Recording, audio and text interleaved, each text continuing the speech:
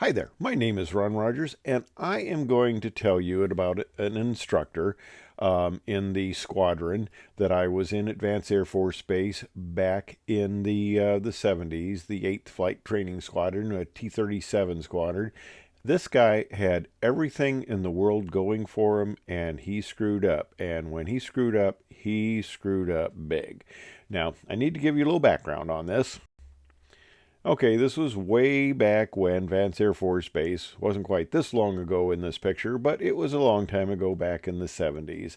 And I feel I can tell this story because there's a good chance this guy isn't even alive anymore because I'm losing a lot of my um, cohorts, as it were, because we're getting older. And it was a long time ago, and I'm not going to give enough detail that you'll recognize them unless you were probably in that flight at that time back in the 70s. So this guy will remain unnamed, but I'm going to tell you this story. Now, he was a T-37 instructor. And, okay, first of all, I'm going to tell you about the T-37 because it's gone now, but this was an extremely advanced aircraft. It was one of the only aircraft made to convert JP4 into noise, fly blunt in first, things like that. And it had two jet engines. Well, things later on have become so advanced that now we have these things called unducted fans that we use for primary training. And jet engines must be so reliable that you only need one. So this aircraft set there in the front there, the T6, only has one engine, and it has the unducted fan, which some people use the antiquated term of propeller. Okay, but obviously you can see how much technology has advanced over the years that we're able to replace those those contained engines with the unducted fan, which obviously is much more technically superior. Now, I grew up in the parochial school system. I grew up with nuns, so no, you don't scare me. I know what hell looks like because I've seen it on earth going up in the parochial school system. Now, let me kind of tell you about how things work. You know, they don't get tax money, at least at the time in this state. Back in Iowa, they didn't get any tax funds, so it was all funded by donations. Well, uh, obviously, when you're relying on donations, you have to go after the big whales, the people who are rich, well off, powerful, and stuff like that. So that's the people that got the best treatment. Now, I'm talking about the banker's sons, the doctor's sons. They went after those people. They went after money. These were the people who were important and were treated very well. I was the son of a firefighter. We weren't prominent family. We didn't make a lot of money. My father was a great person, well respected, but he wasn't rich and powerful. Okay, so we were not the favored elite. Now, I was friends with Tom and Mike, who were the sons of the bankers and the specialist doctor who made a lot of money and had a very nice house and stuff like that. And I was friends with them, and I did not envy them because of their position. But it was very obvious to me that they received very favorable treatment. You know, they were of the upper class. Okay, that's fine. I understand it. It's I didn't it didn't bother me. I understood that it taught me the golden rule. Those with the gold rule. Okay, very obvious. So, okay, that was just the way life was. It didn't make me want to go out and necessarily achieve wealth and power as a goal of any sort. I just wanted to do something that I felt was fun and interesting. So I was going to be a nuclear physicist later in grade school and in high school. I was going to be a nuclear physicist. And I don't know why I'm getting that thumbs up. This. I'm not going to mention her name because she'll get all excited here. Must be something to do with the phone there or something. But anyway, um, I was going to be a nuclear physicist, and you know what a PhD in nuclear physics got you at the time in the 70s?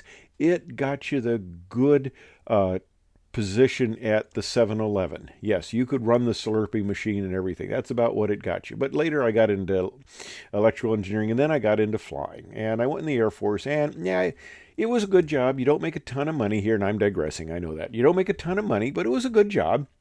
And of course, later getting in the airlines, as my wife says, you were just fortunate that what you like to do ended up paying well.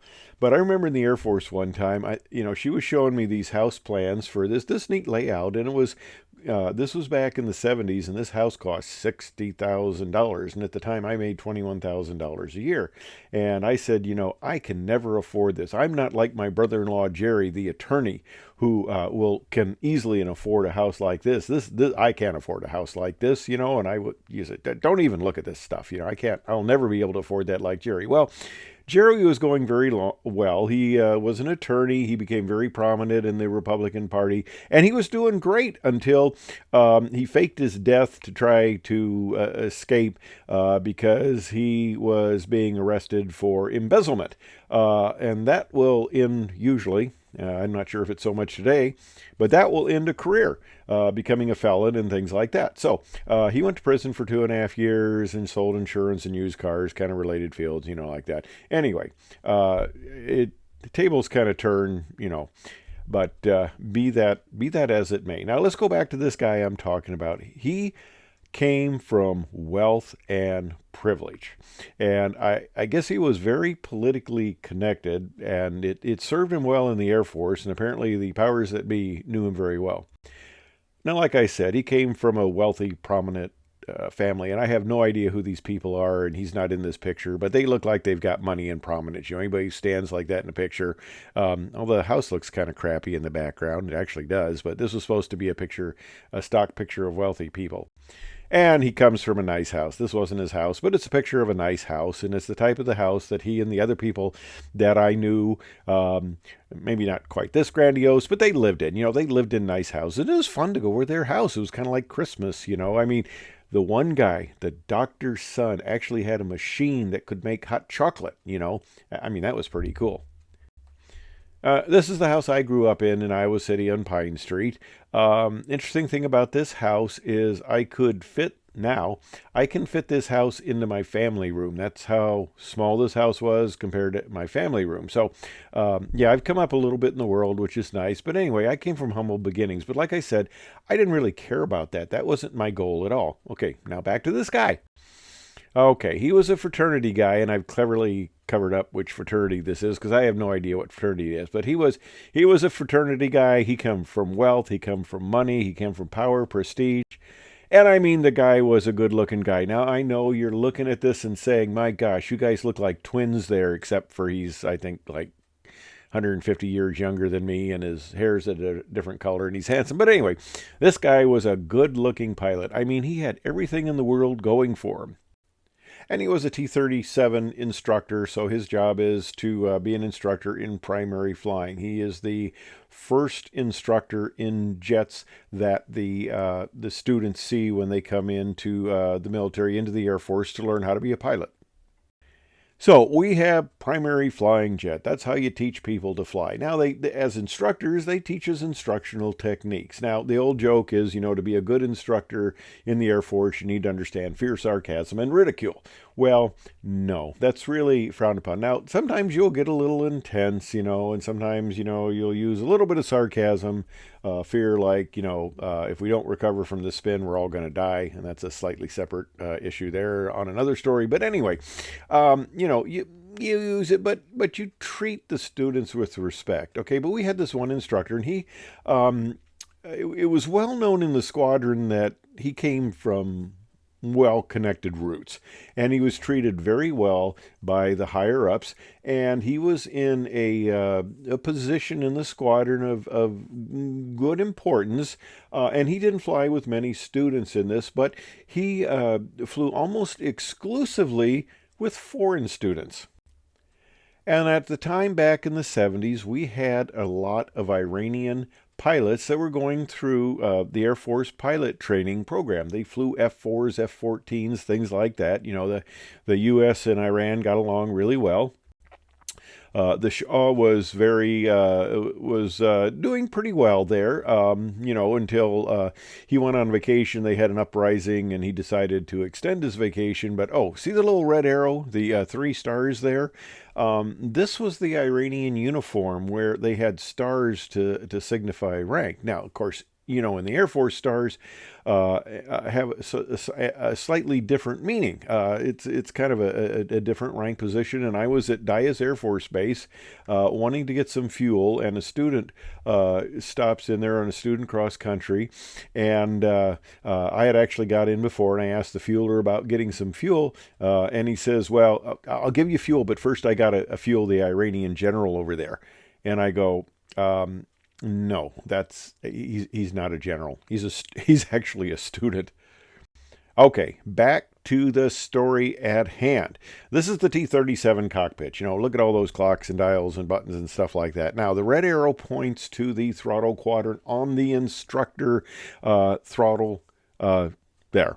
And it's hard to see. The speed brake button lever switch is above that, and below that is the little button that you press for the radio. Now, something funny can happen, and it depends on your definition of funny and if it happens to you or not, but something you had to be aware of is that button could stick, okay? Sticking, you get a hot mic. And, some later setups, they disabled the radio after like 3 minutes of continuous transmission. Back in the day, you got a stuck mic and it stayed stuck until you unstuck it. Okay, so he is up in the area with one of his Iranian students, the type he preferred to fly with, and he's giving him instruction, but the instruction, okay, we got a hot mic here. The instruction was of not the type that you want to give. He was horribly berating the student. He was making racial slurs. He was making the most god-awful, horrible, insulting comments to this student. And he got actually our supervisor of flying, which is right next to the squadron commander's office, where you sign out to go flying. There's a radio in there, and if you have a problem, you call the SOF, the supervisor of flying. And he got a call from the controlling agency that says, hey, you may want to listen to this. So that frequency was tuned in. And the way this room is, it went down the hallway into the squadron, and the noise the radio just carried. So you could hear it actually quite a ways down the hallway, and of course you could hear it in the squadron commander's office. And this just went on and on with him just berating the student. Now, we think the reason that he wanted to fly with foreign students is because, especially the Iranians, they didn't tend to complain. It was a different culture, different country. They just kind of took it, where an American student would have asked for an instructor change and stuff like that. So we think that's why he wanted to fly with the foreign students, because he knew he could act this way and get away with it. Well, this did not go over with the squadron commander well at all. And by not going over with him, he was incensed. And I mean, he was just absolutely furious. And the guy finally realized he had a stuck mic when he couldn't talk to anybody, and he was able to get it free. And, they kept track of where he was, and he was coming in to land. So a number of us, I wasn't involved in this, but a number of the people in the squadron were aware of the fact that the squadron commander was standing outside the squadron building waiting for this instructor to come back in. And they had a feeling that things were not going to go well with this guy. And of course, I didn't hold anything against him being a privileged individual. I think there might have been some other people who were jealous of it, and I could go into all sorts of stories in fact, I will, I think in the future, people get into positions by means they should not really get there, and what happens with the consequences. Okay, let's talk about that situation. But anyway, okay, so a lot of the instructors are out there waiting, and they know what's going to happen to this guy, and I think they probably had a little bit of trouble containing their feelings. So the squadron commander, and this is not his actual picture, okay? I don't want to obviously use his actual picture. This is not it. But the squadron commander had some very unfortunate words to say to this instructor. And basically, it did not go well for him the rest of his career in the squadron at Vance.